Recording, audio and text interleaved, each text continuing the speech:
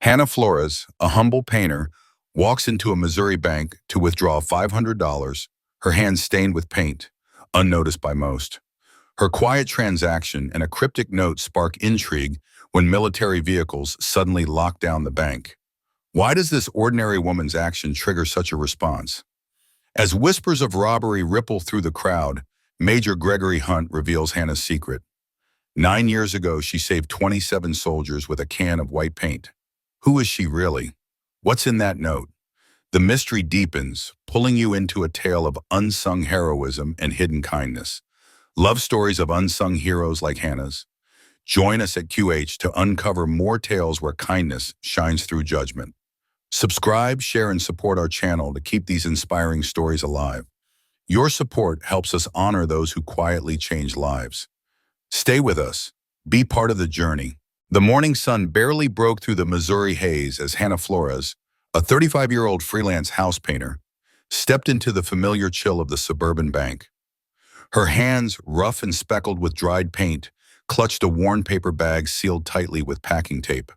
The faint scent of turpentine clung to her faded jeans and sneakers, which were so worn they seemed to carry the weight of every garage, fence, and spare room she'd painted over the years. Her canvas jacket, a patchwork of every hue she'd ever brushed onto a wall, hung loosely over her shoulders, a testament to her craft and her quiet persistence.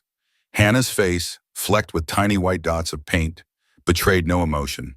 But inside, her heart thrummed with a nervous rhythm she couldn't quite place. She told herself it was just another Saturday, another routine deposit of her hard-earned cash. 20 here, $50 there. Money that represented long hours under the sun, sore muscles, and the satisfaction of a job well done. Yet something about today felt heavier, like the air before a storm.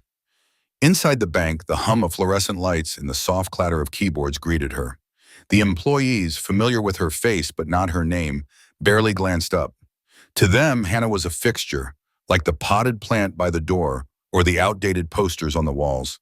Just the quiet painter woman who waited patiently in line, never fussing, never drawing attention. She was invisible in her simplicity, and she preferred it that way. But as she approached the counter, her fingers tightened around the paper bag, her calloused knuckles whitening. She slid her ID across the polished surface and spoke in a low, steady voice. "I need to withdraw $500, please, in 20s and 10s. The words felt strange in her mouth, heavier than her usual request for small deposits. $500 was a fortune to her, a sum she'd never withdrawn before. Her mind raced with practical justifications. She needed supplies, maybe a new ladder, or was it to cover an unexpected bill? But beneath those thoughts, a flicker of unease stirred, one she couldn't name. Beside her in line stood a man in a crisp suit, his polished shoes gleaming under the bank's harsh lights.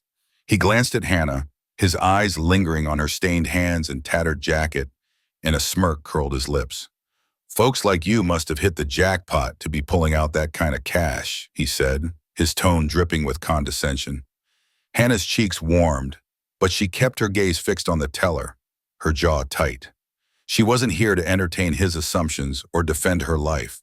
Still, his words stung, poking at the quiet insecurity she carried, the fear that no matter how hard she worked, she'd always be seen as less. She swallowed the urge to snap back, focusing instead on the teller's movements, the soft rustle of bills being counted. The teller, Emily, a young woman with neatly manicured nails, paused as she processed Hannah's request. Her eyes flicked to Hannah's hands where white paint was embedded so deeply it seemed part of her skin. Emily's brow furrowed, a fleeting judgment crossing her face. Across the counter, another employee, barely out of her teens, leaned over and whispered, "That money's probably dirty. Just look at her." The words were meant to be private, but they carried in the quiet bank, slicing through Hannah's composure. Her stomach twisted, a mix of shame and defiance rising in her chest. She wanted to tell them she'd earned every penny through sweat and grit, that her work was honest even if her hands were stained. But she stayed silent, her lips pressed into a thin line, her eyes burning with unshed tears. She wouldn't give them the satisfaction of seeing her flinch.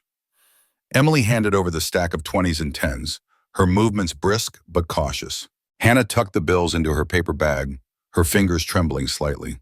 She didn't notice the security guard by the door, his eyes narrowing as he watched her careful movements. To him, something about her seemed off. Maybe the bag, maybe the large withdrawal, maybe just the way she kept her head down. His hand rested on his radio, a subtle gesture that went unnoticed by the other customers. Hannah thanked Emily softly, her voice barely above a whisper, and turned to leave, the weight of the bag now heavier in her grip. She felt the eyes of the bank on her, the judgment of the man in the suit, the whispers of the employees, the guard's silent scrutiny. Her heart pounded, urging her to move faster, but she forced her steps to stay measured. Normal. She was just a painter. Just another customer. Nothing more. 3 minutes after she stepped into the parking lot, the world shifted. The screech of tires and the roar of engines filled the air as military vehicles rolled in, their heavy presence locking down the lot. Soldiers in tactical gear spilled out, their movements sharp and coordinated, their voices barking orders. Customers froze, their faces a mix of confusion and fear. Hannah's breath caught in her throat, her fingers tightening around the paper bag as she stood by her battered pickup truck. Her mind raced, questions colliding in her head. Why were they here? What had she done? The $500 withdrawal, so ordinary to her, now felt like a spotlight burning through her anonymity. She glanced back at the bank, catching the guard's eyes through the glass doors. His expression was unreadable, but it sent a chill down her spine. Who was Hannah Flores, this unassuming woman with paint-stained hands and a quiet life? To the world, she was nobody. Just a freelancer scraping by in suburban Missouri, her existence marked by faded jeans and a canvas jacket. But as the military cordoned off the lot, their presence a stark contrast to the sleepy morning, it was clear her simple transaction had triggered something far beyond her understanding. The paper bag, the 500, the cautious glances, details that seemed trivial now pulsed with significance. Hannah's heart hammered as she stood frozen, the weight of the unknown pressing down on her. She was no longer invisible, and for the first time in her life, she wished she could disappear completely. Emily's fingers trembled as she handed over the stack of crisp bills to Hannah Flores, her voice soft but steady. "Here's your withdrawal, Miss Flores," she said, counting out each dollar with care, her eyes briefly meeting Hannah's. The older woman's hands, rough and weathered, accepted the money with a quiet dignity, tucking it into a tattered paper bag that looked like it had seen better days. Emily's heart twisted at the sight. She couldn't help but notice the faint judgment in her coworkers' glances, their eyes lingering on Hannah's unkempt hair and chipped fingernails. A pang of shame bloomed in Emily's chest, not for Hannah, but for the silent assumptions her colleagues made. She wondered what struggles Hannah carried, what stories hid behind those tired eyes, and why she, Emily, felt so protective of this stranger. Hannah paused, her movements deliberate, as if weighing a decision. Then, with a hesitant gesture, she slid a small, folded note across the counter. Her voice was barely above a whisper, laced with a quiet urgency. "Could you please make sure this gets to the right person?" she asked, her gaze flickering with something Emily couldn't quite place. Fear, hope, or maybe both. Before Emily could respond or ask for clarification, Hannah turned, her worn shoes scuffing against the polished bank floor as she walked away.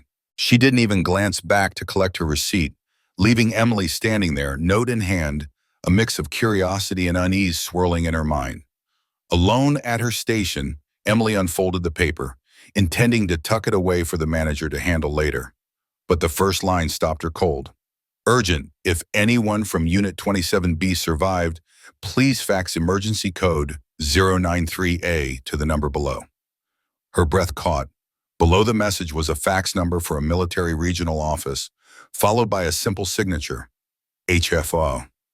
Emily's pulse quickened, her mind racing with possibilities. Was this a prank? A mistake, or something far more serious? Her stomach churned with the weight of responsibility. What if this was a legitimate military emergency? What if someone's life depended on her acting quickly? She imagined the consequences of ignoring it. Soldiers in danger, families left waiting for news. The thought was unbearable. With shaking hands, Emily hurried to the back office, her heart hammering as she fed the note's details into the fax machine. She double-checked the number, her fingers clumsy with nerves, and hit send. The machine whirred to life and she stood there, frozen, staring at it as if willing it to confirm her decision. Doubt crept in. Had she overreacted? Would her manager scold her for acting without permission? But the urgency in Hannah's eyes lingered in her memory, pushing those fears aside. She returned to her station, trying to focus on the next customer. But her mind was elsewhere, replaying the note's cryptic words. Exactly 12 minutes later, the quiet hum of the bank was shattered by the screech of tires outside. Emily's head snapped up, her eyes locking on the front windows. A black SUV with military plates pulled up to the curb, followed by two more vehicles. Her heart lurched. Men and women in civilian clothes, but with the unmistakable posture of trained soldiers poured out, their movements precise and purposeful. They carried themselves with an authority that made the air in the bank feel heavier. One of them held a document, its official seal glinting under the fluorescent lights. Whispers rippled through the customers waiting in line. "Is this a robbery?" Someone muttered, their voice tight with fear. "Are we in danger?" Another asked, clutching their phone as if it could shield them from whatever was unfolding. Emily's hands gripped the edge of her counter, her knuckles white. She felt exposed, vulnerable, as if she'd set something unstoppable in motion. Her mind raced with questions. Had she done the right thing? Was Hannah in trouble? Or was this about something bigger, something she couldn't even begin to understand? The customers' nervous murmurs grew louder, their unease mirroring her own. She wanted to reassure them, to tell them everything would be okay, but the words stuck in her throat. She didn't know why they were safe. She didn't even know why the military was here. Then the commanding officer stepped through the glass doors, and the room seemed to shift. Unlike the others, he didn't carry an air of menace. His face, weathered but kind, broke into a smile, not the forced grin of someone trying to calm a crowd, but a genuine expression of relief, as if a weight had been lifted from his shoulders. Emily's fear eased slightly, though her curiosity burned brighter. Who was this man, and why did he look so grateful? Her eyes darted to the badge on his jacket, a special operations insignia, subtle but unmistakable. Her breath hitched. This wasn't just a routine response. This was something extraordinary. The officer, Major Gregory Hunt, scanned the room, his gaze steady but warm. He didn't shout orders or demand compliance, as Emily had half expected. Instead, he seemed to take in the nervous faces around him with understanding, as if he'd been in their shoes before, judged, misunderstood, or underestimated, based on appearances alone. Emily's mind flickered back to Hannah, to the way her coworkers had dismissed her with a glance. She wondered if Major Hunt had faced similar snap judgments, if his unassuming civilian clothes hid a story as complex as Hannah's. Her heart softened at the thought.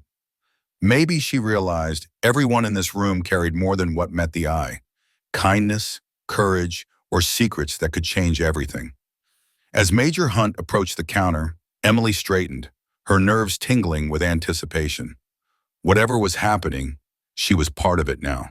And deep down, she felt a quiet pride in knowing she'd trusted her instincts, that she'd seen past Hannah's worn exterior to the urgency of her request. The bank's fluorescent lights buzzed overhead, the customers' whispers faded into the background, and Emily braced herself for what would come next, certain that this moment would stay with her forever.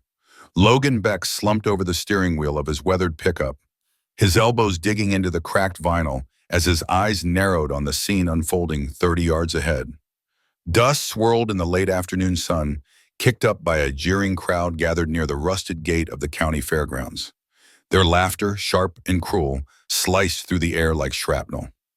At the center of their mockery limped Ava Morgan, her prosthetic leg clicking rhythmically against the gravel, a marine cap clutched tightly in her calloused hand. She didn't glance back at the taunts, her spine rigid with defiance. But Logan caught the faint quiver in her jaw, the flicker of pain she buried deep. His own face, carved by years of sun and combat, remained a mask, unreadable, stoic. But inside, his chest burned, a slow, smoldering anger tightening his throat. His fingers flexed, and his jaw clenched just enough to betray the storm brewing beneath his calm exterior. He'd seen her like this before, not here in this small-town spectacle, but years ago in a war that still haunted his dreams. Logan's gaze drifted to his forearm, and with a deliberate tug, he rolled up the sleeve of his faded flannel. The tattoo etched into his skin caught the light, a golden trident entwined with an eagle and anchor, the proud insignia of a Navy SEAL. Time had softened its edges, but its meaning remained razor-sharp, a testament to battles fought and bonds forged in blood. His mind spiraled back to Fallujah, where the air tasted of ash and fear. The memory was vivid, relentless. His team pinned behind a shattered convoy, bullets snapping overhead, 3 civilians bleeding out in the dirt. Death had loomed like a vulture, circling closer with every second. Then through the haze of smoke and sniper fire, Ava Morgan had appeared. A lone figure sprinting across open ground, fearless, reckless, unstoppable. Not once, not twice, but 3 times she ran into that kill zone, each time dragging a wounded soul to safety. On her final dash, an explosion tore through the street, and she didn't return whole. Her leg was gone, claimed by the blast, but her spirit, that remained unbreakable. She'd never asked for gratitude, never sought the spotlight. She'd skipped the medal ceremonies, leaving Logan to stand in his crisp dress uniform, accepting commendations that felt hollow without her there. He'd never forgotten her sacrifice, the debt he owed her, a debt that gnawed at him now as he watched her endure this public humiliation. The crowd's jeers grew louder, their words dripping with disdain, calling her a charity case, a broken toy soldier. Logan's grip on the steering wheel tightened until his knuckles whitened. The sight of Ava mocked and diminished ignited something primal in him, a fury that had slumbered for years but now roared to life. She wasn't just a Marine, she was his brother in arms, the one who'd carried his battered body out of hell. No one got to spit on that kind of honor. Not while he still drew breath. His hand moved to the phone resting on the dash, his fingers steady despite the rage pulsing through him. He dialed, his voice low and resolute when the line connected. "It's Beck," he said, each word clipped and heavy with purpose. "Send the convoy. It's time." He hung up without waiting for a reply, sliding the phone back onto the dash with a quiet click. In that moment, Logan wasn't just a retired SEAL, weathered by time and loss. He was a warrior reborn, ready to remind the world what loyalty and respect looked like. Ava Morgan had been shaped by the hardscrabble soil of a Kentucky farm, where dirt roads snaked through fields of soybeans and livestock, outnumbering the cracked pavement of the nearest town. Her childhood began before dawn, ushered in by the crow of roosters and the rumble of her father's tractor. The Morgans' farm just outside Richmond was a patchwork of grit and survival, yielding just enough to keep the lights on and the bank at bay. Ava learned the weight of labor early, hauling water buckets, mending fences, and wrestling hay bales before she was tall enough to see over them. Her father, a man of few words but unyielding resolve, taught her the value of steady hands and quiet perseverance. Her mother, with her sharp wit and gentle strength, showed her how to sew a torn shirt, ride a skittish horse, and fix a broken gate before she turned 12. But beneath the rhythm of farm life, Ava felt a restless hunger, a yearning for something bigger than the endless rows she'd hoed since she could walk. By 18, Ava knew the farm couldn't hold her. The land was exhausted, her parents' faces lined with worry as debts mounted. She couldn't bear the thought of her life shrinking into the same cycle of struggle. So with nothing but a high school diploma and a fire in her chest, she strode into the Marine Corps recruiting office in Richmond. The recruiter's pitch didn't faze her. She'd already faced tougher tests than anything they could throw at her. Boot camp, with its grueling drills and barked orders, felt almost familiar to a girl who'd spent her life wrestling nature's demands. Ava didn't just survive, she thrived. She wasn't the loudest recruit, but her sharp mind, iron discipline, and fierce loyalty made her a standout. She didn't chase praise or medals, she craved purpose, a reason to push herself beyond the limits of her small-town roots. By her second deployment, Ava had earned the trust of her unit, becoming the Marine others looked to when chaos erupted. It was in Fallujah, 3 months into a grueling patrol rotation, that her life changed forever. Her convoy, tasked with delivering medical supplies through a maze of urban streets, rolled into an ambush. An IED, buried deep beneath the pavement, detonated with a deafening roar, shredding the lead vehicle and plunging the team into a nightmare of fire and smoke. Ava's heart pounded as she scanned the chaos, her training kicking in despite the fear clawing at her insides. Civilians lay wounded, their cries piercing the haze. Without hesitation, she sprinted into the open, dodging sniper fire to drag a bleeding man to cover. She went back a second time, then a third, each run a gamble with death. On that final dash, the world exploded around her, and pain seared through her leg. When the dust settled, her left leg was gone, but her resolve remained intact. She'd saved 3 lives that day, but the cost lingered in every step she took on her prosthetic, in every glance from strangers who saw her as less than whole. Now, as she limped past the jeering crowd at the fairgrounds, Ava's chest ached, not from the prosthetic, but from the weight of their scorn. She gripped the Marine cap tighter, her knuckles pale, and forced herself to keep moving. Inside, she was a storm of defiance and grief, refusing to let them see her break. She'd faced worse than their laughter: bullets, blood, and loss. But this betrayal from her own people cut deeper than she'd expected. Yet she walked on, head high, carrying the same quiet pride that had defined her since childhood. Unbeknownst to her, Logan Beck watched from his truck, his call already setting wheels in motion. The convoy was coming, not just vehicles, but a reckoning. A reminder that heroes like Ava Morgan were never forgotten, not by those who knew the true cost of honor. The morning sun filtered through the bank's tall windows, casting long shadows across the polished marble floor. Major Hunt stood near the counter, his posture rigid but his eyes heavy with a quiet weight. He glanced at Emily, the bank manager, who had asked her usual question, her voice soft but laced with curiosity. "You all doing okay today?" It was her ritual, a subtle way to check in on Hunt and his team, a thread of connection woven through years of shared history. Hunt gave a slow nod, his lips pressing into a faint line. The gesture was enough for Emily, who smiled warmly, though her eyes lingered on him, sensing something unspoken. In his hand, Hunt held a plain envelope, its edges worn from being carried too long. He slid it open with deliberate care, revealing a single sheet of paper inside. A fax note, its ink slightly faded but the words still sharp. The message was brief, written in Hannah's careful hand, and beneath it, a single question that seemed to carry the weight of a lifetime. "I don't need thanks. I just want to know. Are you all still alive?"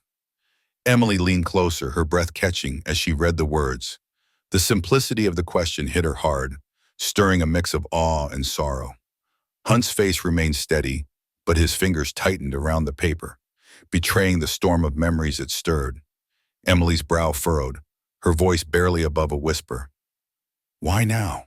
Why would she reach out after all this time? Hunt's gaze drifted to the window where the world outside moved on, oblivious to the story unfolding within. His voice when he spoke was low, almost reverent. Today marks 9 years since that night. He paused, letting the words settle, each one heavy with meaning. And just yesterday, a rumor spread through a veterans forum, a false report claiming that several members of an unnamed special ops unit had succumbed to the long-term effects of chemical exposure from a training exercise gone wrong. His jaw tightened, and for a moment anger flickered in his eyes, not at the rumor, but at the pain it must have caused Hannah, wherever she was. Emily's hand flew to her mouth, her eyes wide with realization. Hunt tapped his tablet, pulling up a grainy security camera image. It showed a woman, Hannah, withdrawing cash at an ATM, her face partially obscured by a scarf, but her posture unmistakable. She carried a plain paper bag, unremarkable to anyone who didn't know its significance. Hunt's voice grew quieter, as if speaking too loudly might shatter the moment. We've been searching for her for years, trying to thank her properly for what she did. When this note arrived at headquarters, it confirmed what we'd long suspected, but could never prove. He met Emily's gaze, his eyes fierce with conviction. She was the painter who saved 27 lives that night. Emily's breath hitched, her mind racing to piece together the story. She glanced at the paper bag in the image, her voice trembling. That bag? What's it for? Hunt pointed to it, his finger steady, but his voice thick with emotion. That's why she withdrew exactly $500. Our intelligence tells us that's the amount she sends every month, anonymously, to the widow of the only soldier who was permanently injured that night. Emily's eyes widened, tears prickling at the corners. The thought of Hannah, a stranger to that family, carrying such a burden for 9 years, overwhelmed her. Every month? She whispered, her voice breaking. Hunt nodded, his expression softening. Without fail, never revealing who she is, never asking for a shred of recognition. Across the room, a well-dressed man who had earlier scoffed at Hannah's unassuming appearance now sat slumped in a chair. His face was pale, his eyes fixed on the floor as shame washed over him. He'd mocked her scarf, her worn coat, her quiet demeanor, assuming she was insignificant. Now, the truth of her selflessness burned through his arrogance, leaving him silent and small. He rubbed his hands together as if trying to scrub away his earlier words, but the weight of his mistake clung to him. Hunt's phone buzzed, breaking the heavy silence. He glanced at the screen, his breath catching as he read the message. "They found her," he said, his voice soft but urgent. "She's heading to Riverside Nursing Home." He hesitated, then added, almost to himself, "to pay her mother's medical bills with the money she just withdrew." The words hung in the air, each one a testament to Hannah's quiet, unwavering sacrifice. Emily's tears spilled over now, and even the other bank staff, who had been listening quietly, seemed frozen, their faces a mix of awe and sorrow. Hunt's thumb hovered over his phone, then pressed the speaker button as he made a call. The room fell silent, every pair of eyes fixed on him. The line rang once, twice, before a voice answered, crisp and professional. Hunt's voice was steady, but there was a tremor beneath it, a mix of gratitude and determination. "This is Major Hunt. We've got a lead on Hannah. I need you to coordinate with the team at Riverside. We're going to find her, today." He glanced at the note in his hand, Hannah's words staring back at him. "Are you all still alive?"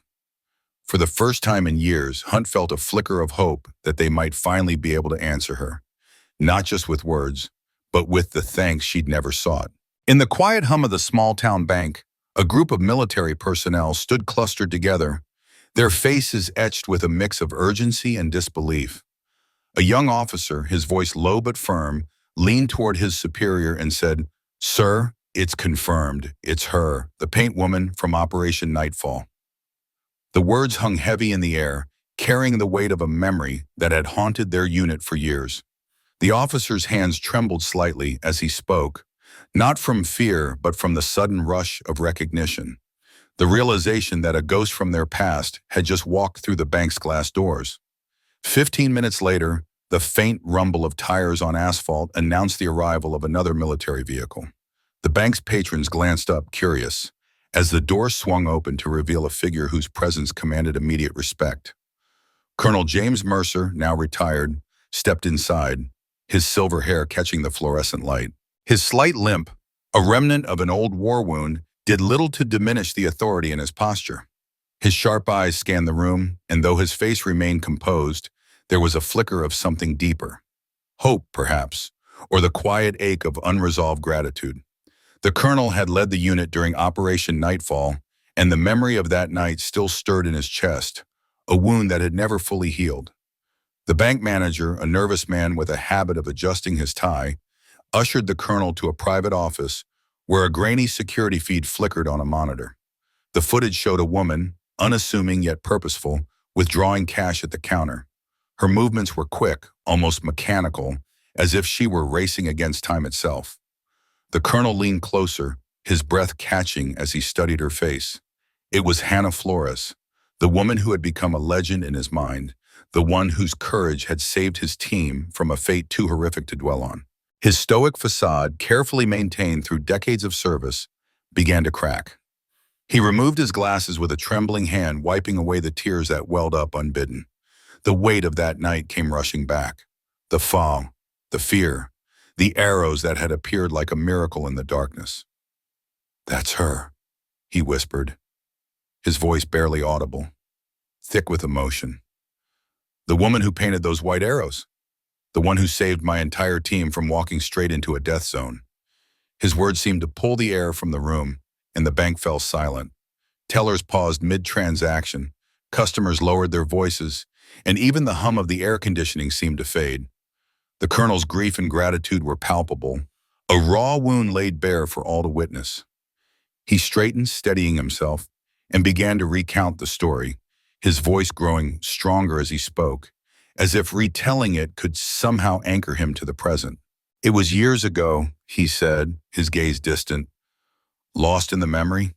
We were on a covert operation, deep in hostile territory.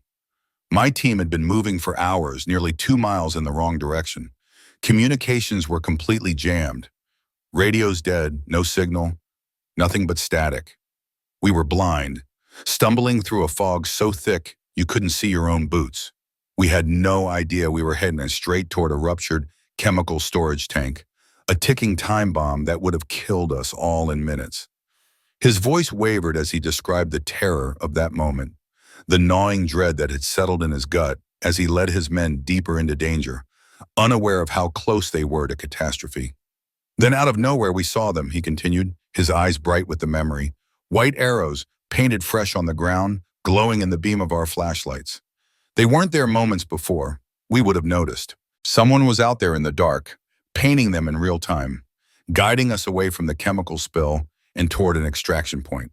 The colonel paused, his throat tightening as he recalled the figure they never saw, a shadow moving just beyond their sight. We followed those arrows like a lifeline, step by step, until we reached safety. By the time the fog cleared enough for us to look back, whoever had painted them was gone, vanished like they'd never been there at all. The room remained hushed, every ear straining to catch his words. The colonel's hands clenched into fists, a mix of frustration and awe coursing through him. He had spent years searching for the person who had saved them, replaying that night in his mind, wondering who could have been so selfless, so brave. The mystery had gnawed at him, a debt unpaid, a thank you left unspoken. At his signal, 2 soldiers stepped forward, their boots echoing softly on the tiled floor. They carried a small wooden box, polished to a gleam, its weight more symbolic than physical. The colonel opened it with reverence, revealing a carefully folded American flag, its edges crisp in the traditional triangle shape. Beside it lay an engraved plaque, its words simple yet profound. Hannah Flores, Civilian Rescue Unit, Special Code 093A. The sight of her name stirred a fresh wave of emotion in the colonel. He ran his fingers over the engraving, his thoughts drifting to the countless nights he'd lain awake, wondering if he'd ever get the chance to thank her. This recognition was approved years ago, he said, his voice steady but laced with regret. We tried to find her, to present it to her, to let her know what her actions meant to us. But she was a ghost, always one step ahead, impossible to track down. His eyes scanned the room, as if hoping she might still be there, lingering in the shadows. The truth was, Hannah had been in the bank only moments ago, withdrawing exactly $500 in cash. That money wasn't for herself, it was for her mother, whose admission to a nursing home hinged on that precise payment. The colonel didn't know this, but he felt the urgency of her absence, the fleeting chance to right a wrong that had haunted him for years. Hannah, unaware of the scene unfolding behind her, had already left the bank, her steps quick and determined. In her mind, there was no time to linger. Her mother's frail health, the mounting bills, the nursing home's strict deadline, they consumed her thoughts, leaving no room for the past. She didn't know that her act of courage all those years ago had left an indelible mark on the men she'd saved, that her fleeting presence in the bank had reignited a search that had never truly ended. As she hurried toward the nursing home, the weight of her own burdens pressed heavily on her shoulders, but so too did the quiet strength that had driven her to paint those arrows in the fog, risking her life for strangers she'd never meet. The colonel stood in the silent bank, the wooden box still open in his hands, the flag and plaque gleaming under the lights. His heart ached with the knowledge that Hannah was gone again, just as she had been that night. He vowed to keep searching, to find a way to deliver the honor she deserved. For now, though, the bank remained a quiet witness to a story unfinished, a debt of gratitude carried forward into the unknown. In a small, unassuming town, a grainy security camera, still of a woman named Hannah, clutching a simple brown paper bag outside a local bank, exploded across the internet. Within hours, the image ricocheted through social media, shared millions of times under the hashtag #504honor. The snapshot captured Hannah in a moment of unguarded sincerity, her face etched with quiet determination, oblivious to the lens that immortalized her. The viral spread of the photo sparked a flood of stories from veterans across the country, each recounting moments when strangers, cloaked in anonymity, had extended a hand of kindness without ever revealing their names. These tales of silent generosity wove a tapestry of gratitude, each thread a testament to the unspoken bonds that tie people together. Inside the bank, Emily, a teller with tired eyes and a warm smile, had served Hannah that day. Emily's heart swelled with a mix of awe and curiosity as she watched the story unfold online. She'd seen Hannah countless times before, always on the 15th of each month, like clockwork. Hannah would step up to the counter, her demeanor calm and unhurried, even when the line snaked long and the staff scrambled to keep up. Emily couldn't help but admire the woman's patience, the way she never sighed or tapped her foot, even on days when the bank was understaffed and tensions ran high. "She's been coming here every month for years," Emily told a local reporter, her voice tinged with reverence. "Always withdraws exactly $500, no more, no less. Never complains, never rushes, just steady." The bank's records backed her up, painting a picture of unwavering consistency. For 9 years, Hannah had withdrawn 500s every month, a ritual as reliable as the sunrise. Those withdrawals, it turned out, were no coincidence.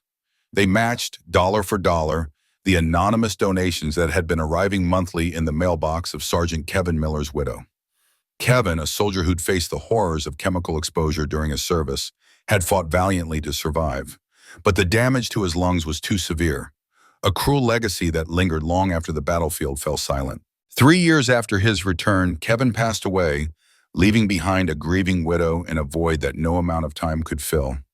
Yet every month an envelope arrived with $500, no note, no return address, just a quiet lifeline that kept her afloat. The realization that Hannah was the source of those donations hit the community like a thunderbolt, stirring a mix of gratitude and disbelief.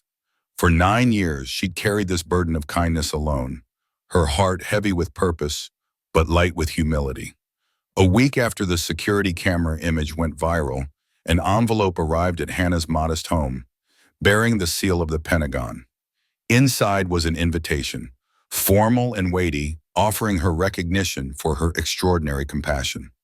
Hannah sat at her kitchen table, the letter trembling slightly in her hands. Her eyes traced the words, but her mind drifted to the faces of soldiers she'd never met, to the weight of their sacrifices. She felt no pride, only a quiet resolve that her actions paled in comparison to theirs. With a pen in hand, she crafted a response, her words simple yet piercing in their clarity.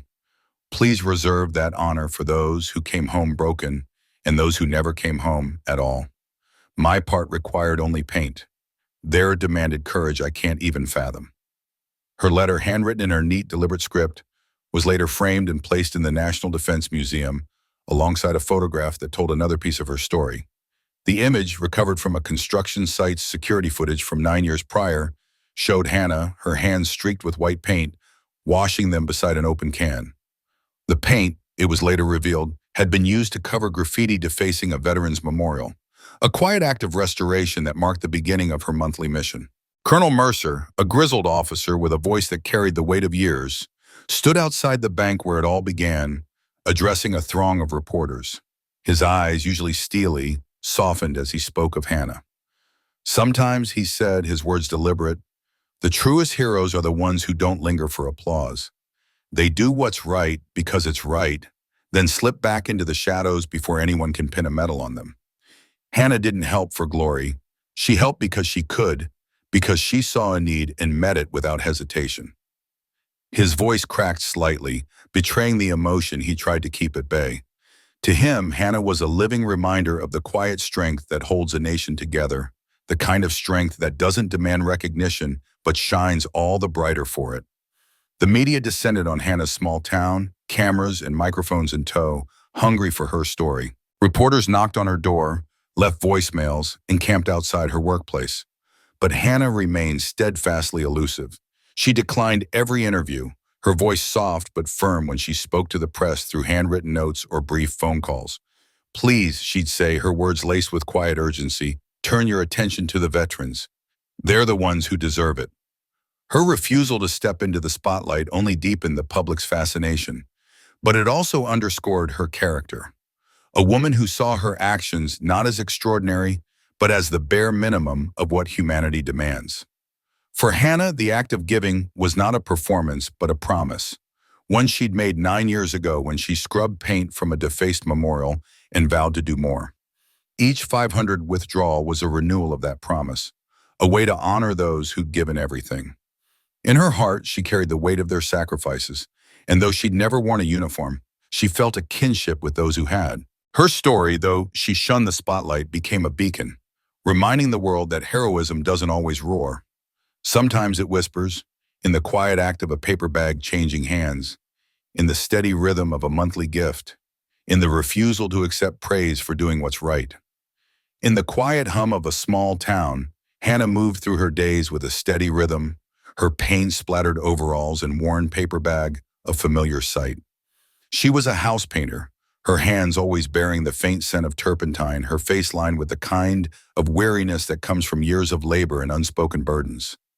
Yet there was a quiet strength in her stride, a resilience that seemed to whisper of battles fought and won in silence. She was no stranger to the sideways glances of passers-by, their eyes lingering on her simple attire with a mix of pity and disdain. But Hannah carried on, her heart heavy with memories she rarely shared, her mind focused on the next stroke of her brush. One sweltering afternoon, while painting a modest home under the relentless sun, a persistent reporter tracked her down. The man's questions came fast, probing for details about an incident that had rippled through the town's gossip like a stone dropped in still water. Hannah paused, her brush hovering over a half-painted wall, and her hazel eyes flickered with a mix of reluctance and resolve. "I'm just a woman who had paint when paint was needed," she said softly, her voice steady but laced with a quiet plea for privacy. "That doesn't make me a hero, it just means I was there, useful, when the moment called for it." She turned back to her work, her movements deliberate, as if each stroke could erase the weight of the attention.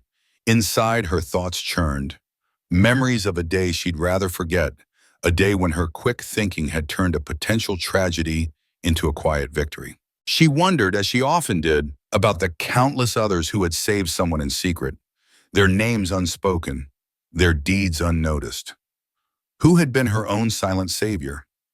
Her mind drifted to a name she hadn't spoken in years, but she kept it locked away, a private tribute to a debt she could never repay. Hannah never set foot in that bank branch again. The sterile fluorescence of its interior, the sharp clack of heels on polished floors, they belonged to a world she no longer trusted. But one crisp morning, as the bank's employees arrived for their shifts, they each found a small, unassuming package waiting at their stations. Inside was a tiny can of white paint, its surface gleaming like a promise, accompanied by a handwritten note in careful, looping script. "Let every person have a chance to be seen as good." The words struck like a bell in the hearts of those who read them. For some, it stirred guilt, a reminder of the harsh judgments they'd cast on a woman they barely knew. For others, it was a spark of hope, a call to see the world through kinder eyes. The bank's walls, once cold and impersonal, seemed to hum with a new undercurrent of reflection. No one spoke of the incident aloud. It was as if naming it might shatter the fragile change it had wrought. Yet, in the quiet corners of the teller stations, a small photo of Hannah appeared, tucked away in drawers, or pinned discreetly to cubicle walls. It wasn't for public display, but served as a private talisman, a reminder of the woman who had shifted their perspective with a single selfless act. Behind the scenes, something deeper was taking root. Each month, the bank began funneling a portion of its profits into a new foundation, simply named HF. No one claimed credit for its creation, but whispers circulated among the staff about an anonymous donor whose generosity seemed boundless. This mysterious benefactor poured funds into a cause close to Hannah's heart, supporting veterans' families, particularly those shattered by training accidents that never made headlines. The employees, once quick to dismiss Hannah's worn appearance, now spoke her name with a quiet reverence, their voices tinged with awe at the possibility that she might be the force behind this quiet revolution. In their private moments, they wondered about her life, about the stories she carried in her weathered hands, and about the strength it must take to give so much while asking for nothing. In the community, Hannah's life continued its steady cadence. She painted houses, her brushstrokes as precise as ever, her paper bag swinging lightly at her side as she walked home each evening. But the town's perception of her had shifted. Where once there had been smirks or averted gazes, now there were nods of respect, warm smiles, and even the occasional outstretched hand, eager to clasp her paint-stained one in gratitude. The change was subtle but profound, like a river slowly carving a new path through stone. People began to see her not as a figure of pity, but as a quiet pillar of their community, a woman whose unassuming exterior belied a heart of fierce compassion. One day, a man in a tailored suit approached her at a job site, his polished shoes sinking slightly into the soft earth. His face was etched with remorse, his eyes brimming with unshed tears. He was the same man who had once mocked her in the bank, his words sharp and cruel, cutting into her like a blade. Now he stood before her, humbled and broken. "My son," he began, his voice trembling. "He just enlisted. I'm sorry, Hannah. I was wrong about you." The words spilled out, raw and unpolished, carrying the weight of a father's fear and a man's regret. Hannah's expression softened, her eyes searching his face, not with judgment, but with understanding. She reached into her pocket and pulled out a simple business card, worn at the edges from being carried too long. On the back, in her careful handwriting, was a phone number. "If he ever needs anything, anything at all, call this number," she said, her voice steady but warm. "It goes straight to Major Hunt. Tell him Hannah sent you." The man clutched the card like a lifeline, his gratitude too deep for words. And as he walked away, Hannah felt a quiet satisfaction settle in her chest. She didn't need his apology, but she knew the card might one day save his son from the kind of darkness that she'd seen too many times. Not long after, the nursing home where Hannah's mother resided received a generous donation, enough to cover 5 years of care. The staff marveled at the anonymous gift, unaware that it came from the same quiet woman who visited every Sunday, her paper bag tucked under her arm as she sat by her mother's side, reading softly or simply holding her frail hand. Hannah never spoke of the donation, just as she never spoke of the countless other ways she wove her quiet heroism into the fabric of the town. Her heart swelled with a bittersweet mix of pride and sorrow, pride for the good she could do, sorrow for the reasons it was needed.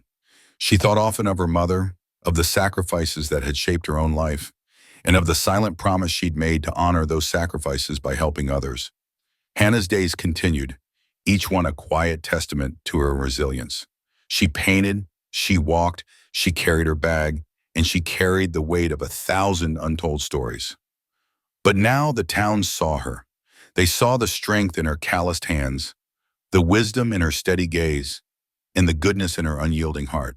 And in their own quiet way, they vowed to be a little more like Hannah, to see the good in others, to act when the moment called, and to carry their own burdens with the same unspoken grace. Hannah stepped into the small, fluorescent-lit office, her heart heavy with the familiar weight of responsibility. It was the same routine every month. She'd clutch her checkbook, scribble out the amount, and hand it over to the administrator with a quiet nod. The payment was a tether to a promise she'd made years ago, one that anchored her to a moment she could never forget. Today, though, as she extended the check, the administrator, a woman with kind eyes and a tired smile, pushed it gently back across the counter. "It's been taken care of," she said softly, her voice carrying a weight that made Hannah's breath catch. Hannah froze, her fingers still gripping the check. Taken care of. Her mind raced, sifting through memories and faces, searching for who might have known about her burden. A warmth spread through her chest, a mix of gratitude and disbelief. Someone had seen her struggle, her silent devotion, and stepped into the shadows to lift it from her shoulders. She didn't ask questions. She didn't need to. The truth settled in her heart like a stone in a riverbed. Someone understood. With a trembling hand, she tucked the check into her purse. The $500 now a gift, a possibility she hadn't dared to imagine. As she left the office, the crisp air hit her face and she felt lighter, almost unmoored. Her thoughts turned to others who carried their own burdens, people who needed a spark of hope as much as she had moments ago.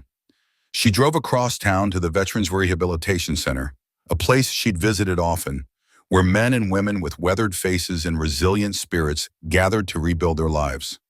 Standing in the art supply aisle of a nearby store, she filled her cart with vibrant paints, sturdy brushes, and stacks of sketch pads. Each item felt like a small rebellion against despair, a way to give others the tools to create something beautiful from their pain.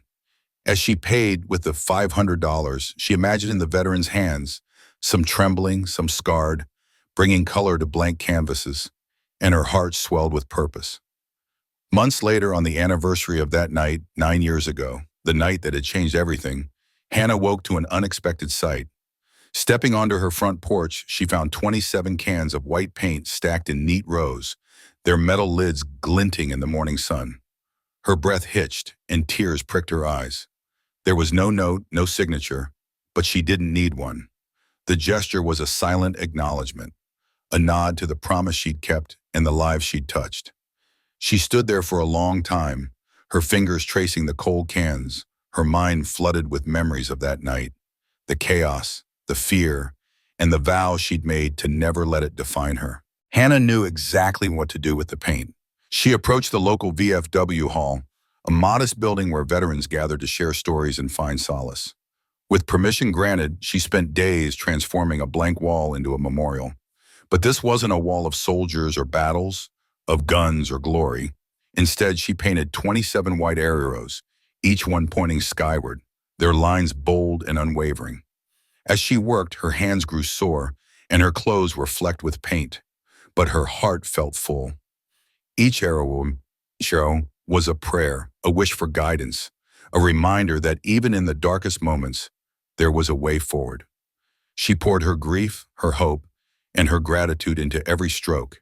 And when she stepped back to see the finished wall, she felt a quiet peace settle over her.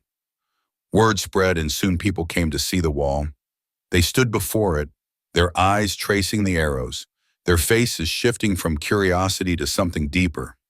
Reverence, perhaps, or recognition. When they asked Hannah what the arrows meant, she'd pause, her voice steady but soft. Direction, she'd say, when direction is needed most. She didn't elaborate, didn't share the story of that night or the promise that had shaped her life. The arrows spoke for her, and in their simplicity, they carried a truth that resonated with anyone who'd ever felt lost. Hannah's actions weren't about seeking praise. She hadn't used the 500 to draw attention to herself. She was too focused in keeping her word, in honoring a commitment made in the heat of a moment that still echoed in her dreams. But the town noticed. They saw the way her quiet generosity rippled outward, touching lives in ways she couldn't have planned. At the grocery store, strangers offered her knowing smiles. At the VFW hall, veterans clasped her hand a little tighter, their eyes bright with unspoken thanks. It was as if her silence had amplified her presence, making her a beacon for those who needed one. Sometimes greatness isn't born from loud declarations or extravagant acts. It's in the quiet choices, like leaving a note on a counter and slipping away before anyone can say thank you. It's in the way Hannah lived, not for applause, but for the next person who needed help finding their way. Her story wasn't end with a military pomp or parades, but with the way people's eyes softened when they saw her. A look that said they saw not just Hannah, but someone who understood. To anyone who've ever helped another without seeking credit, hold fast. There's a moment when your quiet faith, your unspoken kindness, will make the world take notice. The truest heroes don't chase recognition. They're too busy searching for the next soul who needs an arrow pointing home. We shared their story, but you gave it depth and meaning. Thank you.